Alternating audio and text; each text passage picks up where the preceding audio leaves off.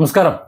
അന്താരാഷ്ട്ര നയതന്ത്ര രംഗത്ത് വൻ ശക്തികളുടെ അപ്രമാദിത്വം നമുക്കറിയാം. കഴിഞ്ഞ കുറച്ചു കാലമായിട്ട് കാണുന്നത് അമേരിക്കയും ഇസ്രായേലും. അവരാണ് ഈ ലോകം ഭരിക്കേണ്ടത്, ലോകം ഭരിക്കുന്നത് എന്ന നിലയിലാണ് കാര്യങ്ങളുടെ പോക്ക്. എന്നാൽ അവരുടെ ആ അപ്രമാദിത്വത്തിന് കനത്ത തിരിച്ചടി നൽകിക്കൊണ്ട് സ്വിറ്റ്സർലൻഡിലെ ബർഗൻ സ്റ്റോക്കിൽ നടന്നിട്ടുള്ള ഇറാൻ അമേരിക്ക ആദ്യവട്ട ചർച്ചകൾ അവസാനിച്ചിരിക്കുകയാണ് കഴിഞ്ഞ ദിവസം. ലോകം മുഴുവൻ ഉറ്റുനോക്കിയിട്ടുള്ള US ഇറാൻ ഉന്നതതല ചർച്ചകൾ തുടക്കം മുതൽ നമുക്കറിയാം, നമ്മളൊക്കെ അറിഞ്ഞതാണ്. അതിന്റെ തുടക്കം മുതൽ കല്ലുകടികളാണ്. തികച്ചും വലിഞ്ഞു മുറുകിയിട്ടുള്ള ഒരു അന്തരീക്ഷത്തിലാണ് ചർച്ചകൾ നടന്നിരുന്നത്. ആ ചർച്ചകൾ അരങ്ങേറിയിരുന്നത് നയതന്ത്ര മര്യാദകളെല്ലാം കാറ്റിൽ പറത്തി അമേരിക്കൻ പ്രസിഡന്റ് ഡൊണാൾഡ് ട്രംപ് നടത്തിയിട്ടുള്ള അനവസരത്തിലുള്ള അനാവശ്യമായിട്ടുള്ള പരസ്യ പരാമർശങ്ങൾ, അത്തരത്തിലുള്ള പരാമർശങ്ങൾ ഈ സമാധാന ചർച്ചയെ തുടക്കത്തിൽ തന്നെ വലിയ പ്രതിസന്ധിയിലാക്കിയ വാർത്തയും നമ്മൾ കേട്ടിരുന്നു. ഒരു സമാധാന ചർച്ച അല്ലെങ്കിൽ ഒരു ചർച്ച വിളിക്കുന്നത് ഇരുകൂട്ടരുടെയും സംസാരം കേട്ട്, അല്ലെങ്കിൽ വാദ പ്രതിവാദങ്ങളൊക്കെ കേട്ട്, അല്ലെങ്കിൽ അഭിപ്രായങ്ങൾ കേട്ട്, അവരുടെ ആവശ്യങ്ങൾ കേട്ട് അത് പരിഹരിക്കുന്നതിനാണ്. ഏകപക്ഷീയമായിട്ട് ഒരാളെ അനുസരിപ്പിക്കാനാണെങ്കിൽ ചർച്ചയുടെ ആവശ്യമില്ലല്ലോ. ഒരു ചർച്ചയ്ക്ക് വിളിച്ചു വരുത്തുമ്പോൾ ആരെങ്കിലും ഒന്ന് കൽപ്പിച്ചുകൊണ്ട് താൻ അനുസരിച്ചോണം എന്ന് പറയുന്നത് ശരിയായ ഒരു പ്രവണതയല്ല. ഇവിടെ ഒരു യുദ്ധം ലോകത്തെ മുഴുവൻ ആ പ്രശ്നത്തിലേക്ക് നയിക്കുന്ന ഒരു വലിയൊരു പ്രതിസന്ധി ഉടലെടുക്കുന്നു. ആ പ്രതിസന്ധി തീരാൻ വേണ്ടി ഇരുപക്ഷത്തെയും വിളിച്ച് ചർച്ച നടത്തുന്നു. കുറെ മധ്യസ്ഥ രാഷ്ട്രങ്ങൾ ചർച്ച നടത്തുന്നു. അത്തരത്തിൽ ചർച്ച നടത്തുമ്പോൾ അത് രണ്ടു കൂട്ടരും പറഞ്ഞു കേൾക്കണം. എന്നാൽ ട്രംപ് പറയുന്നത് തന്റെ താല്പര്യം അനുസരിച്ച് താൻ കൽപ്പിക്കും, അത് അനുസരിച്ചോണമെന്നാണ്. അല്ലെങ്കിൽ ചർച്ചയ്ക്ക് എത്തിയിട്ടുള്ള ഇറാൻ സംഘം തിരികെ പോവില്ല എന്നൊരു ഭീഷണിയാണ് ട്രംപ് മുഴക്കിയിരിക്കുന്നത്.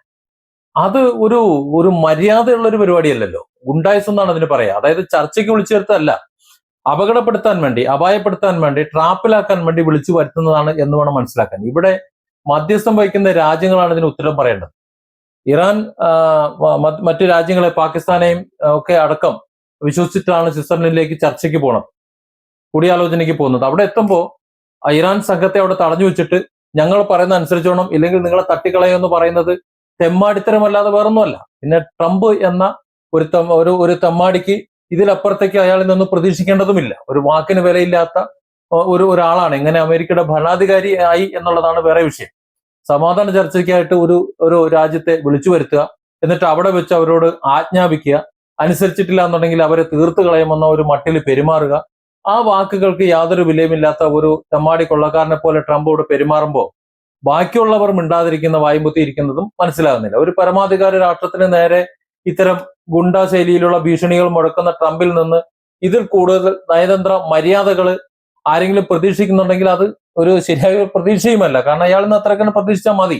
അമേരിക്കയ്ക്ക് ഈ അഹങ്കാരമുണ്ട്. അത് ഏതൊരു പ്രസിഡന്റ് ആയാലും വളരെ ചുരുക്കം ചിലർ മാത്രമാണ് മര്യാദ പാലിച്ചിട്ടുള്ളത്. ട്രംപ് തീരെ മര്യാദയിലാണ് പെരുമാറിക്കൊണ്ടിരിക്കുന്നത്. ഈ അഹങ്കാരത്തിന് ചർച്ചാ മുറിയിൽ വെച്ച് തന്നെ ഇറാൻ ശക്തമായ മറുപടി നൽകിയ വാർത്തയും പുറത്തു വന്നിട്ടുണ്ട്.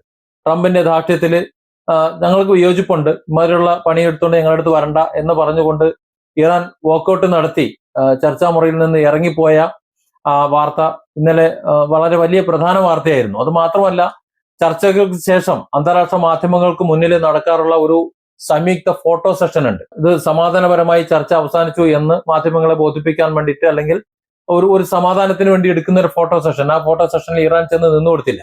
ഈ അമേരിക്കൻ പ്രസിഡന്റ് വായിൽ തോന്നിക്കഴിഞ്ഞാൽ എന്ത് തോന്നിയ ദിവസം വിളിച്ചു പറയും എന്നുള്ള ഒരു അവസ്ഥയ്ക്ക് മുന്നിൽ ഇത്തരത്തിലൊരു ഒത്തുതീർപ്പ് ചർച്ചയ്ക്ക് തങ്ങളില്ല എന്ന ഒരു വ്യക്തമായിട്ടുള്ള ഒരു സന്ദേശമാണ് ഇറാൻ ഇതിലൂടെ നൽകിയിട്ടുള്ളത്. ഫോക്സ് ന്യൂസുമായി നടത്തിയിട്ടുള്ള ഒരു ടെലിഫോൺ അഭിമുഖത്തിനിടയിലാണ് ട്രംപ് ഇറാന് നേരെ വളരെ രൂക്ഷമായിട്ടുള്ള ഒരു ഭീഷണി മുഴക്കിയത്. കൂടാതെ ഇറാൻ പ്രസിഡന്റ് മസൂദ് പെഷസ്കിയാനോട് സംസാരിക്കുമ്പോൾ സൂക്ഷിച്ച് സംസാരിക്കണം എന്ന തരത്തിലുള്ള ഒരു കൽപ്പന. അതായത് നീ സംസാരിക്കുന്നത് അമേരിക്കൻ പ്രസിഡന്റ് ട്രംപിനോടാണ്, അതുകൊണ്ട് മര്യാദയ്ക്ക് സംസാരിക്കണം എന്ന രീതിയിലുള്ള ധാർഷ്ട്യം, ഒരു ഗുണ്ടായിസം, ഒരു തെമ്മാടിയുടെ ഭാഷ ട്രംപ് സംസാരിച്ചിരുന്നു. അമേരിക്കയുടെ ഈ മേലാളത്ത മനോഭാവം ചർച്ചകളുടെ തുടക്കത്തിലെ തന്നെ ഇറാന്റെ വൻ പ്രതിഷേധത്തിന് കാരണമായിട്ടുണ്ട്. എന്നിരുന്നാലും അമേരിക്ക വരുത്തി വെച്ചിട്ടുള്ള ഈ വലിയ നയതന്ത്ര പ്രതിസന്ധികൾക്കിടയിലും ഇരുപക്ഷത്തെയും പ്രതിനിധികൾ രാത്രി വൈകിയും ചർച്ച തുടരുകയായിരുന്നു. മറ്റു രാജ്യങ്ങൾ, ഈ ചർച്ചയ്ക്ക് വിളിച്ചു വരുത്തിയ മാധ്യസ്ഥം വഹിക്കുന്ന രാജ്യങ്ങൾ അതിന് പ്രേരിപ്പിക്കുകയായിരുന്നു എന്നാണ് സ്വിറ്റ്സർലൻഡിൽ നിന്ന് ലഭിക്കുന്ന ഏറ്റവും പുതിയ വിവരങ്ങൾ. ഇന്നൊക്കെ വിദേശ മാധ്യമങ്ങളൊക്കെ റിപ്പോർട്ട് ചെയ്യുന്നത് അങ്ങനെയാണ്. ഇറാന്റെ പങ്കാളിത്തം ഈ ചർച്ചകളിൽ ഒന്ന് ഉറപ്പിച്ചു നിർത്തണം. ഇറാൻ തെറ്റിപ്പോയി കഴിഞ്ഞാൽ പിന്നെ വലിയ ഗുരുതരമാകും എന്നതുകൊണ്ട് ട്രംപ് ഇത്തരത്തിൽ ഡയലോഗ് അടിച്ചുകൊണ്ട് നിൽക്കുമ്പോഴും ഇറാനെ പിടിച്ചു നിർത്താൻ അവർ പരിശ്രമിക്കുന്നുണ്ട്. US വൈസ് പ്രസിഡന്റ് JD വാൾസനും അതുപോലെ ഈ ചർച്ചയ്ക്ക് മധ്യസ്ഥ വഹിക്കുന്ന പാകിസ്ഥാനുമൊക്കെ ഖത്തറിനുമൊക്കെ കഠിനമായിട്ടുള്ള ശ്രമങ്ങൾ നടത്തേണ്ടി വന്നു. ട്രംപ് തല്ലിക്കെടുത്താൻ നോക്കിയിട്ടുള്ള ചർച്ചകളെ എങ്ങനെയൊക്കെയോ പിടിച്ചു നിർത്താൻ വേണ്ടി ഒടുവിൽ അമേരിക്കൻ സംഘത്തിന് തന്നെ മുൻകൈ എടുക്കേണ്ടി വന്നു എന്നത് ട്രംപിന്റെ നയതന്ത്ര പരാജയത്തെയാണ് ചൂണ്ടിക്കാണിക്കുന്നത്. ചർച്ചകൾക്ക് ശേഷം മാധ്യമപ്രവർത്തകരെ കണ്ട US vice president JD Vance പറഞ്ഞത് ചർച്ചകളിൽ നല്ല പുരോഗതി കൈവരിക്കാൻ കഴിഞ്ഞിട്ടുണ്ട് എന്നാണ്. കാര്യം ചർച്ചയ്ക്ക് ഇറാൻ തയ്യാറാണ്. കാര്യം ഇറാനെ സംബന്ധിച്ചിടത്തോളം യുദ്ധം അവർക്ക് താല്പര്യമില്ലാത്തൊരു വിഷയമാണ്. അവരെ യുദ്ധത്തിലേക്ക് വലിച്ചിറക്കുമ്പോൾ പിന്നെ നിവൃത്തിയില്ലാതെ അവർക്ക് പ്രതിരോധം വരുത്തേണ്ട സാഹചര്യം വരികയാണ്. അമേരിക്കയിലേക്ക് കടന്നു ചെന്ന് അമേരിക്കയെ രാജ്യത്തെ കയറി അടിക്കാൻ അത്ര പെട്ടെന്ന് എളുപ്പമല്ലാത്തത് കൊണ്ട് അമേരിക്കയുടെ ആയിട്ടുള്ള പശ്ചിമേഷ്യൻ ബേസുകളിലേക്ക് അടിച്ചുകൊണ്ട് തങ്ങളുടെ കരുത്ത് തെളിയിക്കുന്നു. അത് മറ്റു രാജ്യങ്ങൾ കൂടി പ്രയാസം ഉണ്ടാക്കുന്നുണ്ട്. അത് ഇറാൻ അല്ലെങ്കിൽ പ്രയാസവുമുണ്ട്. പശ്ചിമേഷ്യൻ മേഖലയിൽ സമാധാനം ഉണ്ടാക്കുന്നതിനായിട്ട് എല്ലാവരും ഒരുമിച്ച് പ്രവർത്തിക്കുന്ന ഒരു ഭാവിയിലേക്ക് ഈ ചർച്ചകൾ വഴിമാറും എന്നുള്ള ഒരു ശുഭാപ്തി വിശ്വാസം JD വാൻസ് പ്രകടിപ്പിച്ചിട്ടുണ്ട്. ഇറാന്റെ ആണവ പദ്ധതി, ഹോർമൂസ് കടലിടുക്കിലെ സുരക്ഷാ പ്രശ്നങ്ങൾ, ഇതൊന്നും കൂടാതെ അമേരിക്ക നിയമവിരുദ്ധമായിട്ട് മരവിപ്പിച്ചു നിർത്തിയിരിക്കുന്ന ഇറാന്റെ കോടിക്കണക്കിന് ഡോളറിന്റെ ആസ്തികൾ, ഇതൊക്കെ തിരികെ വിട്ടുകൊടുക്കുക തുടങ്ങിയ അതീവ സങ്കീർണമായിട്ടുള്ള വിഷയങ്ങളാണ് ഈ താൽക്കാലിക കരാറിലൂടെ രണ്ടു പക്ഷവും പരിഹരിക്കാൻ ശ്രമിക്കുന്നത്.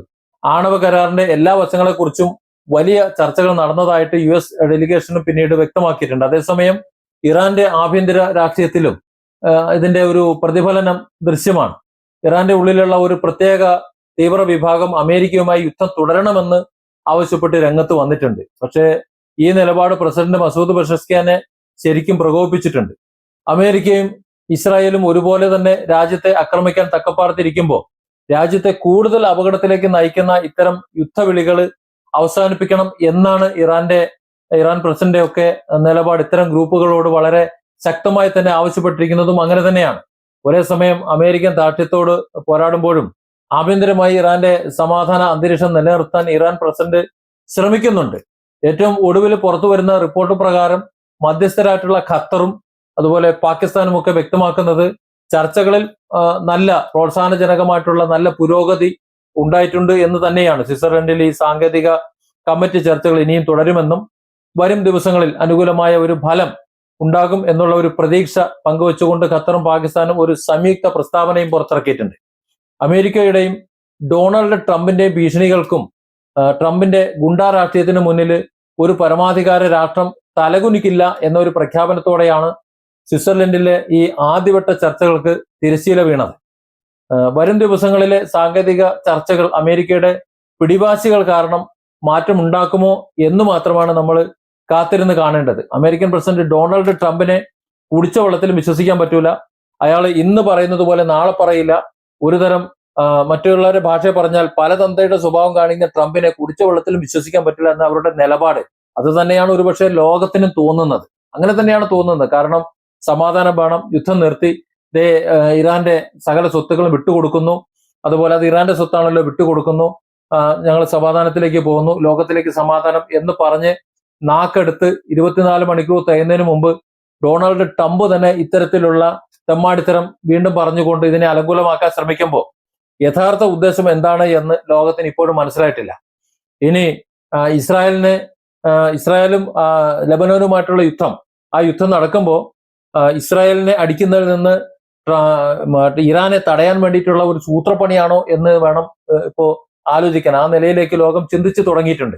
പക്ഷെ ഇറാൻ അത് മണത്തറിഞ്ഞുകൊണ്ട് തന്നെയാണ് ആദ്യവട്ട ചർച്ചകൾ ആദ്യ ദിവസം തന്നെ വോക്കൗട്ട് നടത്തി പുറത്തേക്ക് വന്നത്. അതുകൊണ്ട് തന്നെ ലെബനോനെ ആക്രമിച്ചു കഴിഞ്ഞാൽ കരാർ ചർച്ചകൾ തന്നെ ഉണ്ടാവില്ല എന്നുള്ളൊരു നിലപാടിലേക്കാണ് ഇറാൻ എത്തിച്ചേർന്നിട്ടുള്ളത്. അതുകൊണ്ട് പശ്ചിമേഷ്യ സമാധാനമായി എന്ന് പറയാനൊന്നും പറ്റില്ല. ഈ ട്രംപ് നാവടക്കി വായടക്കി മിണ്ടാതെ മര്യാദയ്ക്ക് സാധാരണ ഒരു രാഷ്ട്രപ്രതിനിധി എങ്ങനെ സംസാരിക്കുന്നു ആ നിലയിലേക്ക് വന്നില്ല എന്നുണ്ടെങ്കിൽ ഇത് കൂടുതൽ വഷളാവുകയുള്ളൂ. പശ്ചിമേഷ്യ സമാധാനത്തിലേക്ക് എത്തൂല. മാത്രമല്ല പശ്ചിമേഷ്യ മാത്രമല്ല ലോക സമാധാനം കൂടി കെട്ടുപോകും. അതിന്റെ പൂർണ്ണ ഉത്തരവാദിത്വം ട്രംപിന് തന്നെ ആയിരിക്കും എന്തൊക്കെ പറഞ്ഞാലും.